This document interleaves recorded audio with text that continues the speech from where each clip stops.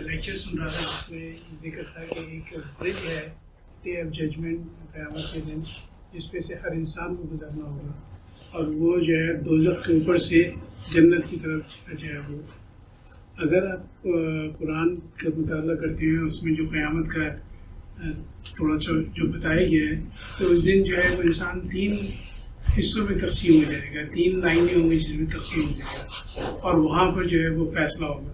جب اگر فیصلہ ہو جائے گا کہ لوگوں کو کس طرف جانا ہے تو اس برج پہ سے پھر ہر ایک کو گزرنا ہوگا، جو کہ ایک قسم کی بتایا کہ پنشمنٹ ہے اس کے اندر۔ یہ ایک رویا ہے رسول اللہ صلی اللہ علیہ وسلم کا جس میں یہ بتایا گیا ہے کہ اس دنیا میں جس امتحان میں انسان کو ڈالا گیا ہے اس کی مثال کیا ہے۔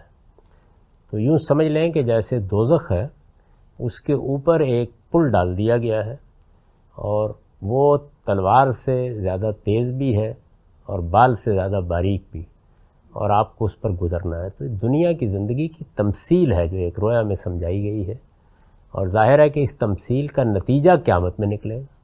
جب ہم وہاں اٹھیں گے تو معلوم ہوگا کہ اسی پل سے گزر کے آئے، اور پتہ بھی چل جائے گا کون گر گئے، کس کو آنکڑوں نے پکڑ کے اندر ڈال لیا اور کون اس سے تیزی کے ساتھ سفر کرتے ہوئے نکل گئے۔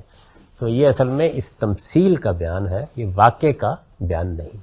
یہ ایکچولی ایگزسٹ نہیں کر رہے۔ واقعے کا بیان نہیں ہے کا مطلب یہی ہوتا ہے۔ جی، لیکن دنیا کی حد تک بالکل واقعہ ہے۔